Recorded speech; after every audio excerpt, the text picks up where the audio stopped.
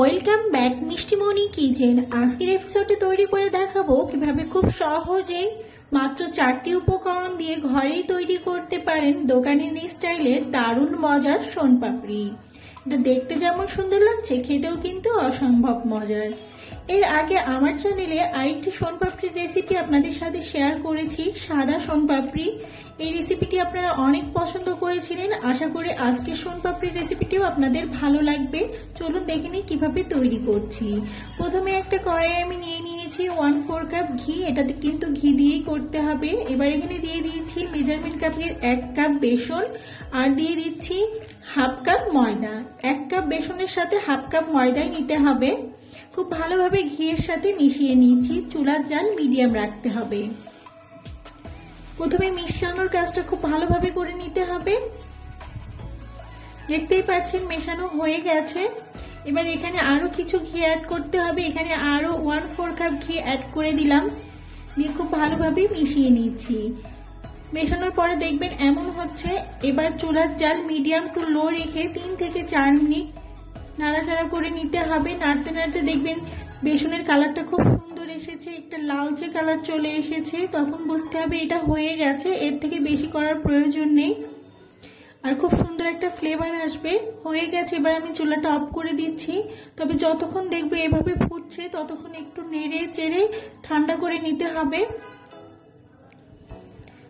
চুলা কিন্তু এখন অফ করা আছে, তবু আমি নেড়ে এটা ঠান্ডা করে নিচ্ছি। খুব বেশি ঠান্ডা করব না। হয়ে গেছে, দেখতেই পাচ্ছেন। এবার একটা সাইডে রেখে দিচ্ছি। চুলার একটা হাঁড়িতে দিয়ে দিয়েছি মেজারমেন্ট কাপের 1 কাপ চিনি। এবার দিয়ে দিব 1/2 কাপ পানি। এখানে 1 কাপ চিনির জন্য 1/2 কাপ পানি ব্যবহার করতে হবে। ফুটে আসা পর্যন্ত অপেক্ষা করছি। 7 থেকে 8 মিনিট জাল করে নিব। আর এবার দিয়ে দিচ্ছি লেবুর রস 1/2 টেবিল চামচ। হয়ে গেছে। এবার একটু চেক করে নিব। একটা বাটিতে কিছু পানি নিয়েছি, আর পানির ভেতরে শিরাটা দিয়ে দিচ্ছি। দেখতেই পাচ্ছেন শিরা বেশ ঘন হয়ে গেছে। এবার এখানে একটু চেক করছি, হ্যাঁ এটা পারফেক্ট হয়েছে। একটু শক্ত হচ্ছে, দেখতেই পাচ্ছেন। হয়ে গেছে। আর সময় রাখার প্রয়োজন নেই, বেশি শক্ত করা যাবে না। এমন নরম অবস্থাতেই নামিয়ে নিতে হবে। চুলাটা অফ করে দিচ্ছি, আর চুলা থেকে শিরা নামিয়ে নিচ্ছি। এবার এখানে একটা ট্রে নিয়েছি। ট্রেতে আমি তেল ব্রাশ করে নিয়েছি, আর দেখতেই পাচ্ছেন শিরাটা কতটা পাতলা। এমন পাতলা করেই নামাতে হবে। অনেকের চিনি লাল হয়ে থাকে, সমস্যা নেই, সাদা চিনি লাল চিনি দিয়েও হবে। এবার এটা কিন্তু বেশি ঠান্ডা করতে দেওয়া যাবে না। ঠান্ডা করতে দিলেই কিন্তু এটা জমে যাবে। এভাবে একটু ট্রে দিয়ে নাড়াচাড়া করে নিতে পারেন। এছাড়া এখানে আমি 2টা কাঁটা চামচ নিয়েছি, আর কাঁটা চামচে আমি ঘি ব্রাশ করে নিয়েছি। দেখতেই পাচ্ছেন। এভাবে একটু নেড়ে নিতে হবে, কারণ এটা সম্পূর্ণ ঠান্ডা করা যাবে না। ঠান্ডা করলে এটা জমাট বেঁধে যাবে। এই জন্য এভাবে অনবরত নাড়তে হবে। আর এটা এত গরম থাকে যে এটা কিন্তু হাত দেওয়া যাবে না। একটু ঠান্ডা না হলে এটা হাত দেওয়া যাবে না, হাতে লেগে যাবে। এই জন্য এভাবে একটু চামচের সাহায্যেই নাড়তে হবে। এবার বেশ ঠান্ডা হয়ে গেছে, হাতে উঠিয়ে নিচ্ছি। হাতে উঠিয়ে নিয়েছি, দেখতেই পাচ্ছেন। এইভাবে একটু লম্বা করে নিতে হবে, আবারও প্রেস করতে হবে, আবার এইভাবে লম্বা করে এক জায়গায় করে নিতে হবে। খুব বেশি কিন্তু এখন গরম না, বেশ ঠান্ডা হয়ে গেছে। খুব সহজে কিন্তু হাত দিয়ে এটা করা যাবে। দেখতেই পাচ্ছেন। এবার একটু গোল শেপ করে নিচ্ছি।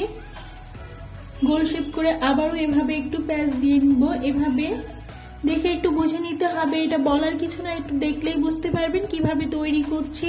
আর এটা কিন্তু তৈরি করা অনেক সহজ। আমরা অনেকেই ভয় পাই, ভয়ের কিছু নাই, খুবই সহজ। হয়ে গেছে। এবার আমি এখানে বেসন দিয়ে দিচ্ছি। আগে থেকে যে বেসনটা করে রেখেছিলাম এভাবে দিয়ে আবারও এভাবে ঘুরিয়ে নিতে হবে। দেখতেই পাচ্ছেন। দেখতে দেখতে কিন্তু খুব সুন্দর একটা শেপ আসছে। এভাবে অনবরত দিতে হবে, আর এভাবে গোল করে দিতে হবে। আবারও দিয়ে দিলাম কিছুটা। তৈরি করা অনেক সহজ, কিন্তু খুব সহজভাবে আমি দেখানোর চেষ্টা করেছি। আশা করি আপনাদের ভালো লাগবে। এছাড়াও আমার চ্যানেলে সাদা শোনপাপড়ির রেসিপি আছে, চাইলে আপনারা দেখে নিতে পারেন। ডেসক্রিপশনে আমি লিংক দিয়ে দিব, সেটাও তৈরি করা অনেক সহজ। এভাবে আবারও এই কাজটি কিন্তু খুব আলতো হাতে করতে হবে, খুব প্রেসার দিয়ে করা যাবে না, তাহলে কিন্তু এটা ছিঁড়ে যাবে। যেহেতু এটা এখন অনেক নরম, আলতো হাতেই করতে হবে। দেখতেই পাচ্ছেন। আবারও একটু এভাবে টেনে একটু লম্বা করে নিতে হবে। আপনারা চাইলে দুইজনের সাহায্য নিতে পারেন, তবে একাও কিন্তু করা যায়। দেখতেই পাচ্ছেন কি সুন্দর লাগছে, এখনই অনেকগুলা লেয়ার দেখা যাচ্ছে। এটা আর একটু বড় করে নিলাম, আবারও এভাবে একটু প্যাঁচ দিয়ে আবারও একটু টেনে লম্বা করে নিচ্ছি। কিন্তু খুব এমন করবেন না যেন ছিঁড়ে যায়, একটু খেয়াল রাখবেন, আলতোভাবে করতে হবে, বেশি টান দিলে কিন্তু এটা ছিঁড়ে যাবে। চাইলে এই পর্যায়ে রেখে দিতে পারেন, তবে আর একটু বেসন দিয়ে দিচ্ছি। এখানে সম্পূর্ণ বেসনে লেগেছে। একটু টেনে আর একটু লম্বা করে আবার একটু প্যাঁচ দিয়ে নিলাম। এভাবে আস্তে আস্তে দেখবেন পুরাটাই হয়ে যাবে, দেখতে অনেক সুন্দর লাগবে, খেতেও কিন্তু অনেক মজা, খুব সহজেই তৈরি করা যায়। হয়ে গেছে, আর করার প্রয়োজন নেই। এবার একটা জায়গাতে সেট করতে দিয়ে দিব। আর এই কাজটি কিন্তু খুব দ্রুতই করতে হবে। এবার উপরে কিছু বাদাম কুচি দিয়ে দিব, আপনার পছন্দ মতো বাদাম কুচি দিয়ে দিতে পারেন। এবার একটু ঠান্ডা হওয়া পর্যন্ত অপেক্ষা করছি। ঠান্ডা হয়ে গেছে, এবার একটু কেটে নিব, পছন্দ মতো কেটে নিবেন। আমি আমার পছন্দ শেপে কেটে নিচ্ছি। দেখতেই পাচ্ছেন খুব সহজে কাটা যাবে। হয়ে গেছে, এবার আমি একটা প্লেটে পরিবেশন করছি। দেখতেই পাচ্ছেন খুব সহজেই তৈরি হয়ে গেল দারুণ মজার সোন পাপড়ি। আশা করি আপনাদের ভালো লাগবে। আজ এ পর্যন্তই, আল্লাহ হাফেজ।